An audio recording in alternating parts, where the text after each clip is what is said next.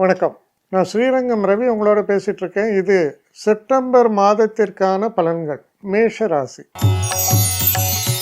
இந்த மாதத்தை பொறுத்தவரை உங்களுடைய ராசிநாதனான செவ்வாய் இருக்கிற வீடு மிதுன ராசி கிட்டத்தட்ட 17ஆம் தேதி வரைக்கும் அங்கே இருக்கார். அதுக்கப்புறம் அவர் கடக ராசிக்கு வர்றார் 17ஆம் தேதி. அதே 17ஆம் தேதி சூரியன் கன்னி ராசிக்குள்ளே பிரவேசம் பண்ணுறார். புதனை பொறுத்தவரையில் 8ஆம் தேதி சிம்மத்திலிருந்து கன்னி ராசிக்குள்ளே போவார் புதன். அப்புறம் 26ஆம் தேதி துலா ராசிக்குள்ளே வருவார். சுக்கிரனை பொறுத்தவரையில் இந்த மாதம் 3ஆம் தேதி துலா ராசிக்கு போகிறார். துலாத்திலேயே தான் இருக்கார் இந்த மாதம் முழுவதும். இப்போ இந்த மாதத்துடைய தன்மையை நம்ம பார்க்க வந்தால் உங்களுக்கு தனாதிபதியான சுக்கிரன் 7ஆம் வீட்டுக்குள்ளே 3ஆம் தேதியிலேருந்து இருக்கார். அது ரொம்ப நல்லது. எப்போவுமே 2ஆம் வீட்டுக்கு அதிபதியான சுக்கிரன், அதாவது தனம், அவர் 6ஆம் வீட்டில் நீச்சத்தில் இருந்தால் என்ன ஆகும்? நமக்கு வர வேண்டிய பணம் தாமதப்படும், தடைப்படும், இல்லையா சில நேரங்களில் பணத்தை இழக்கிறதுக்கான வாய்ப்பு கூட ஏற்பட்டுரும். ஆனால் இப்போ என்ன ஆகுது? அவர் 7ஆம் இடத்துக்கு 2ஆம் இடத்தை, அது உங்கள் ராசியை பார்ப்பதால் நல்ல பலன் உண்டாகும், நன்மைகள் உண்டாகும். அப்போ பண விஷயத்தில் ரொம்ப நாளாக வராமல் இருந்த கடனாக இருக்கலாம், இல்லை வரவேண்டிய பணமாக இருக்கலாம். அது இந்த மாதம் கிட்டத்தட்ட 3ஆம் தேதிக்கு அப்புறம் அதற்கான ஒரு தன்மை சிறப்பாக இருக்குது. மோஸ்ட் ப்ராபப்ளி 3ஆம் தேதியிலேருந்து 15ஆம் தேதிக்குள்ளே கண்டிப்பாக வரும். இதுக்கப்புறம் இன்னொரு முக்கியமான விஷயம் என்னென்னா, புதன் 8ஆம் தேதி அன்றைக்கி எங்கே போகிறாருன்னா 5ஆம் இடம் நல்ல ப்ரொடக்டிவாக இருக்கிற இடம். ஆனால் 5ஆம் இடத்துலேருந்து 6ஆம் வீட்டுக்கு போயிடுவார். 6 என்பது அவருடைய உச்ச வீடு, சொந்த வீடு. அப்போது 3ஆம் வீட்டுக்குடையவர் 6ஆம் வீட்டில் வந்தால் முக்கியமான ஒரு விஷயத்தை நீங்கள் இங்கே தான் புரிஞ்சுக்கணும். உங்களுக்கு பகைஸ்தானம்னா என்ன? அது 6ஆம் வீடு, அதாவது பகைவர்களை குறிக்கும் இடம். அப்போ உங்களுடைய பகைவர்கள் எப்படிப்பட்டவர்களாக இருப்பார்கள்? ரொம்ப வித்தியாசம். ஏன்னா செவ்வாய்னா வீரம் மிக்கவர்கள், விவேகம் மிக்கவர்கள்.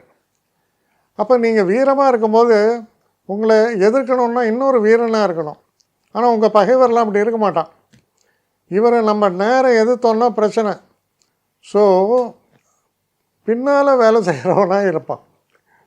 ஒரு வீரபாண்டி கட்டபொம்மனுக்கு வாய்த்த எட்டப்பனை போல பின்னால் தான் வேலை செய்வானுங்க. அதனால் முக்கியமான ஒரு விஷயம் என்னென்னா, உங்களுக்கு உண்மையான நண்பன் யார், பகைவன் யாருங்கிறத நீங்கள் தான் கண்டறியணும். கொஞ்சம் சூட்சம அறிவை யூஸ் பண்ணி தான் ஆகணும். அப்போ தான் தெரியும் இவங்கள்ட்டலாம் ஜாக்கிரதையாக இருக்கணும், இவங்கள்ட்டலாம் இதாக இருக்கணும்ன்ட்டு. புதன்னா என்ன? நிறைய பேசக்கூடியவர்கள். அப்போ நல்லா பேசுவோம். பேசி அவர் ரொம்ப நல்லவர் சார், அவரை விட உத்தமர் பார்க்கவே முடியாது சார், ஆனால் கொஞ்சம் டயர்டாக இருந்தால் தான் சார் தண்ணி அடிப்பார், தண்ணி அடித்தா தான் சார் அவருக்கு எந்த பொம்பளை பழக்கம்லாம் உண்டும் அப்படின்னு ஒரு காமெடி சொல்லுவாங்க. எல்லா பழக்கத்தையும் சொல்லுவாங்க. அந்த மாதிரியான பகைவர்கள் இருப்பாங்க. கொஞ்சம் கவனமாக நீங்கள் செயல்படணும். இது பெரும்பாலும் என்ன நடக்கிறது, அது ஒரு உச்சமாக இருக்கக்கூடிய, அது கொஞ்ச நாள் தான், 8ஆம் தேதியிலேருந்து 26ஆம் தேதி வரைக்கும். இதுக்கு பிறகு இன்னொரு மூமெண்ட்டு என்னன்னு பார்த்தீங்கன்னா, 17ஆம் தேதி உங்கள் ராசிநாதனான செவ்வாய் இவர் என்ன பண்ணுறார், 4ஆம் வீட்டில் நீச்சஸ்தானத்துக்கு போகிறார். அப்போது நீச்சஸ்தானத்து செவ்வாய் போகும்போது என்ன ஆகும்? உடல் ஆரோக்கியம் சற்று குறையும், உடலில் ஸ்டாமினா குறையும். அப்போ ஏதாவது தொத்து வியாதிகள், அந்த வியாதி இந்த வியாதி இதெல்லாம். அப்போ உடல் ஆரோக்கியத்திலும் கவனத்தை செலுத்த வேண்டியது மிக மிக அவசியம். குறிப்பாக பார்த்திங்கன்னா, இந்த 17ஆம் தேதியிலேருந்து 26ஆம் தேதி வரைக்கும் 6ஆம் வீட்டு அதிபதியான புதனும் உச்சம், உங்கள் ராசிநாதனும் 4ஆம் வீட்டில் நீச்சம். அப்போ என்ன, உடல் ஆரோக்கியத்தில் இந்த பீரியடில் தான் கவனம் கூடுதலாக வேண்டும்னு அர்த்தம்.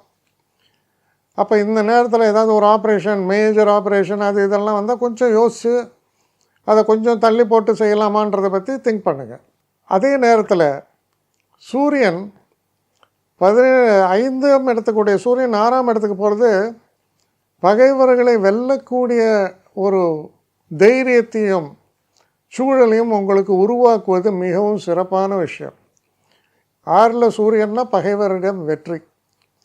அதே மாதிரி கடன் உங்களுக்கு வேணும்னா, அதாவது உருப்படியான நல்ல விஷயங்களுக்கு கடன் வாங்குவோம், வீடு கட்டுறது மாதிரி கடனும் கிடைக்கும். அதே நேரத்தில் கொஞ்சம் கடனை அடைக்க வேண்டும் என்று நினைத்தால் அதற்கான வழியும் பிறக்கும். ஸோ இப்படியான ஒரு விஷயமா இருக்குது. இதற்கு பிறகு 26ஆம் தேதி புதனானவர் 7ஆம் வீட்டுக்குள்ளே போயிடுவார். 7ஆம் வீட்டுக்குள்ளே புதன் போகும்போது ஒரு சில பேருக்கு என்னாகும், கொஞ்சம் கணவன் மனைவிக்குள்ள பிணக்குகள் உண்டாகும். 7 சுக்கிரன் புதன் 2 பேரும் சேர்ந்துருக்கார். ஒருத்தர் 2ஆம் வீட்டுக்கும் 7ஆம் வீட்டுக்கும் உடையவர், இன்னொருத்தர் 7ஆம் வீட்டில் 6ஆம் வீட்டுக்கு உடையவர் 7க்கு போகிறார். அப்போ கணவன் மனைவிக்குள்ள பிணக்குகள் உண்டாகும். இந்த மாதிரி இருக்குது.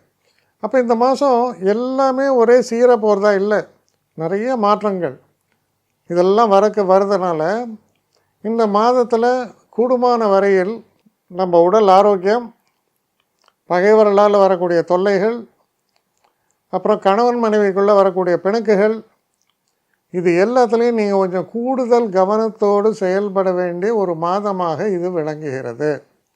கவனம் தேவை. நல்லா மற்றபடி ஒரு பெரிய பிரச்சனை இல்லை, நீங்கள் கவனமாக இருந்தால் எந்த பிரச்சனையும் இல்லை. அது போன்ற மாதம். என்னை காண்டாக்ட் பண்ணணுன்னு நினைக்கிறவங்க srirangamravi1@gmail.comன்ற ஒரு முகவரிக்கு உங்களுடைய இதை அனுப்புங்க. கட்டணம் உண்டு, அதோடைய விவரங்கள்லாம் நான் உங்களுக்கு அனுப்புகிறேன். ஆனால் நான் இன்றைக்கி மேல் அம்சம் இன்னும் பதில் வரலையே அப்படின்னு வருத்தப்படாதீங்க. ஏன்னா எனக்கு கொஞ்சம் பெண்டிங்கில் இருக்குது. ஒரு நாளைக்கு எவ்வளோ பேரை நான் பார்க்க முடியும்? 3 பேர் 4 பேர் மேலே என்னாலையும் பார்க்க முடியாது. ஆனால் நிறைய பேர் ஆசைப்பட்றாங்க. ஆனால் கண்டிப்பாக நான் எல்லாருக்கும் ரிப்ளை பண்ணுவேன். சில நேரங்களில் 3 to 4 வீக்ஸ் ஆகும் என்னுடைய ரிப்ளை வரத்துக்கு. ஆனால் வரும். ஏன்னா நான் எல்லோரும் ஒரே நேரத்தில் ஒரு நாளைக்கு 10 பேர் பார்க்கணுன்னா முடியாது. ஸோ அதை கன்சிடர் பண்ணுங்கள். நான் நிச்சயமாக ரெஸ்பாண்ட் பண்ணுவேன். இதில் இந்த கல்யாண பொருத்தங்கள் போன்ற விஷயங்களை ஓரளவுக்கு அவசரமாக பார்க்கணுன்னு நினச்சா அதுக்கு ஓரளவுக்கு ப்ரையாரிட்டியும் தரேன். அதனால் கொஞ்சம் பொறுமை காக்க வேண்டும். கொஞ்சம் டிலே ஆகிறதுக்காக என்னை மன்னிக்கணும். ஆனால் ஐ மீன் ஹெல்ப்லெஸ் சுச்சுவேஷன். அதனால தான் நிச்சயமாக ஐ வில் ரிப்ளை யூ.